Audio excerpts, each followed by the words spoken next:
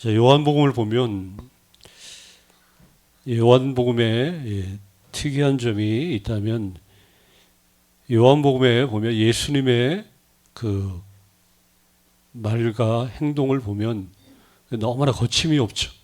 예수님의 그 거침없는 언행, 그리고 이에 자극을 받은 그 막 유대인들의 어쩔 줄 몰라 하는 그들의 분노와 충격들, 이런 것들을 요한복음이 자세히 이렇게 추적을 합니다. 예수님은 항상 어딜 가나 거침이 없이, 그리고 유대인들은 또 예수님의 그런 말씀, 그분의 선언, 이런 것 때문에 막 견딜 수 없는 그런 분노들을 표출을 하죠. 이 요한복음에 그 뜨겁게 요한복음을 뜨겁게 달구는 이렇게 논쟁적인 주제가 하나 있는데, 이게 한마디로 말하면 이런 거예요. 예수님이 하나님과 너무 가깝다는 거예요. 무슨 말이냐? 예수님이 하나님과 독특한 관계에 있다는 것을 그분이 많이 주장을 해요. 이게 요한복음에 보면 논쟁의 아주 큰 중요한 논점이죠. 하나님과 너무 가까운 거, 하나님과 독특한 관계, 그 뭐예요? 예수님이 하나님의 독생자라는 거예요. 독생자. 예수님의 독생자라고 하는 이 주장, 이걸 말하는데, 예수님이 하나님의 독생자라고 하는 이 주장, 이거는 너무나 독특해서 이스라엘 역사상 너무나 특이한 주장이라는 거예요. 특이한 주장. 그래서 정통이거나 이단이거나 둘 중에 하나일 수밖에 없는 너무나 독특한 주장.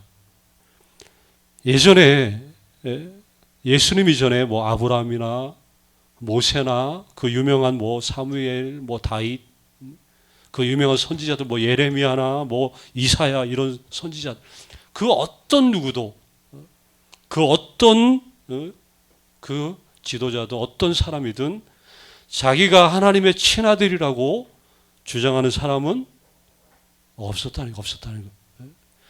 하나님을 내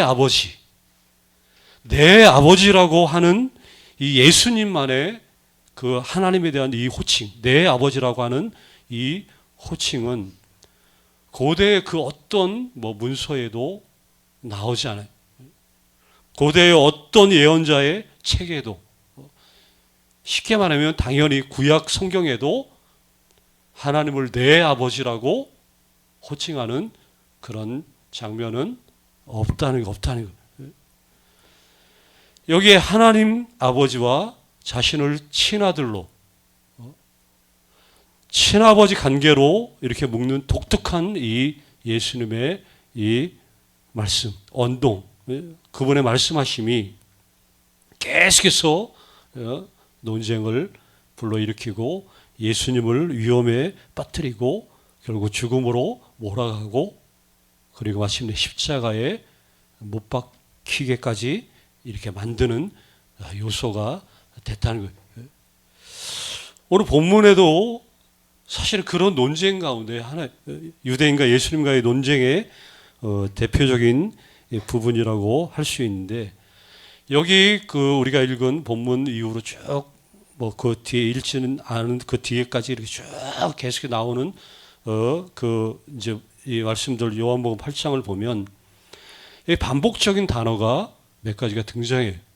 그게 뭐냐? 진리, 그리고 자유, 그리고 거짓이란 단어, 거짓이란 이런 단어들이 이 8장에 반복해서 나오고 있어요. 진리, 자유, 거짓. 그러면 진리라는 건 뭐예요? 참된 거 말하는 거죠. 참과 거짓 사이에서, 참과 거짓 사이, 예수님과 유대인들 사이에서 지금 심각한 마찰과 어떤 문제가 있다는 것을 여기 알게 되죠. 오늘 우리가 31절부터 이 말씀을 우리가 함께 봤는데, 이 31절 앞절을 한번 보시면 30절에 이런 말씀이 있어요. 이 말씀을 하심에 뭐예요? 많은 사람이 믿더라. 자, 많은 사람이 믿더라. 이렇게 이야기를 하고 있습니다.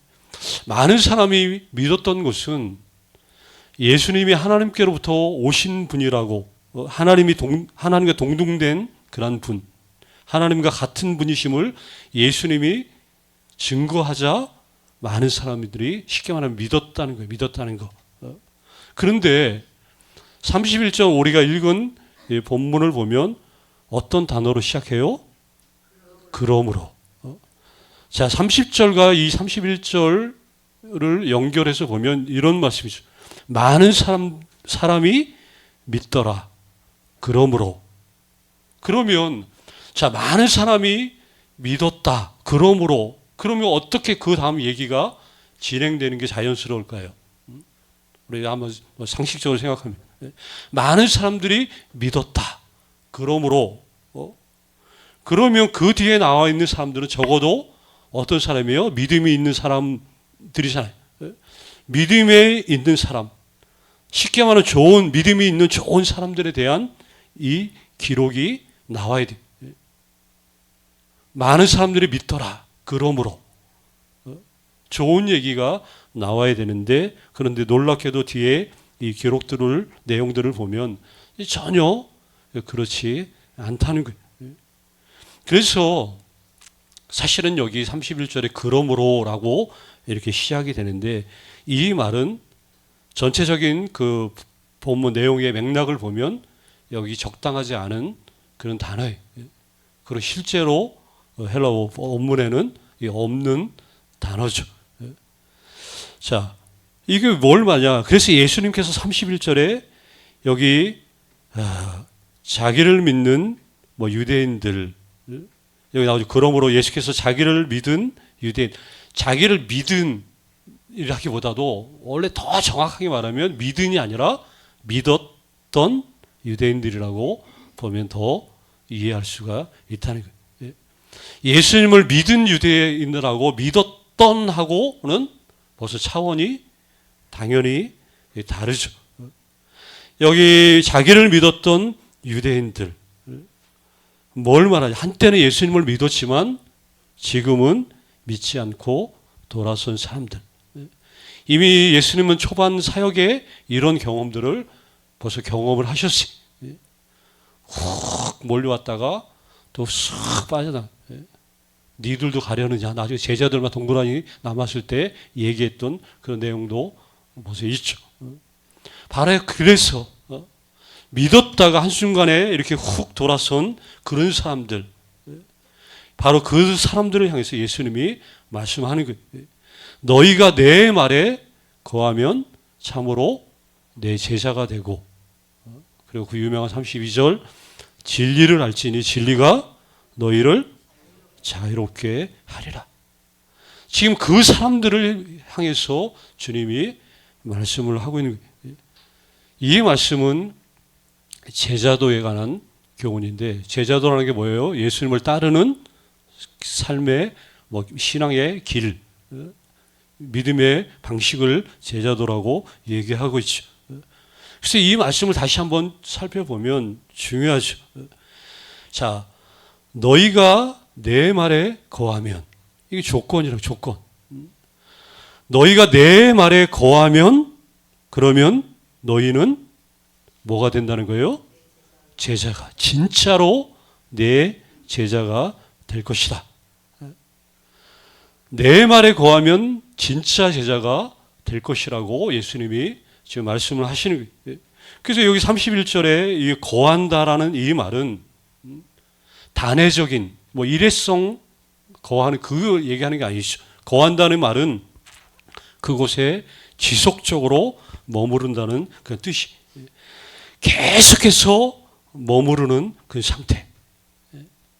그러면 계속해서 머무르는 이 상태가 뭐예요? 우리가 쉽게 말하면 우리가 잘 될 때나 어려울 때나 힘들 때나 병들 때나 건강할 때나 그 어느 때 어떤 상황에 상관없이 한결같이 지조를 가지고 여기 주의 가르침 가운데 살면 진짜 뭐가 된다는 거예요? 제자가 된다고 말씀하고 있는 거예요. 그런 제자의 삶을 살게 되면 참된 것, 즉 뭐예요? 진리를 알게 될 것이다. 이렇게 얘기. 진리는 죽었다 깨나도 알 수 없어요. 그분의 제자의 삶을 살 때 진짜 진리가 뭔지 알게 된다. 그 이야기를 하는 거예요. 뭐 우리 역시 이런 사람들로 우리가 부름을 받았잖아요. 예수님의 말씀에 계속해서 머물러 있어야 될 그 부르심을 우리가 받았다는 거예요. 진짜 제자, 정말 제자의 그 삶으로 우리가 부름을 받았다는 거예요. 이거는 뭐 한순간에 뭐 감정적으로 뭐 어떤 머물러 있는 게 전혀 아니죠. 세월이 흐르고 시간이 흘러도 수많은 어떤 상황 속에도 불구하고 계속해서 한결같이 주의 말씀 안에 살고 거하는 진짜 이런 주님의 제자로 살아가도록 우리가 부름을 받았다는 사실을 우리가 잊지 말아야 된다 하는 것입니다. 자, 그러면 이런 자들에게 약속이 주어져요.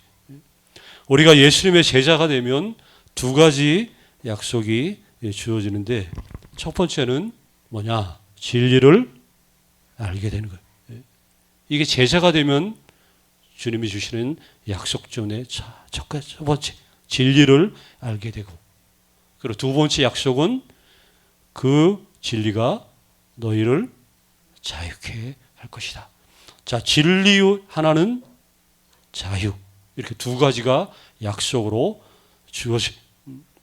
진리, 성경에서 말하는 진리, 알레데이아라고 하는 이 진리는 쉽게 말하면 이런 거예요. 막 그냥 전문 용어 쓸 필요도 없이 우리가 기댈 수 있는 것, 이게 진리라는 거예요. 쉽게 말하면 내가 나의 모든 삶을 맡길 수 있는 그 상태, 그 기댈 수 있는 것을 진리, 성경이 말하는 진리가 그런 뜻이. 또 하나는 흔들리지 않는 확신. 이게 알레데이아, 이 진리, 이 얘기를 하는, 그 진리를 알면 진정한 여기 자유를 알게 된다는 것인데, 어느 것에도 속박받지 않고 살아가는, 이게 진짜 자유라는 거예요.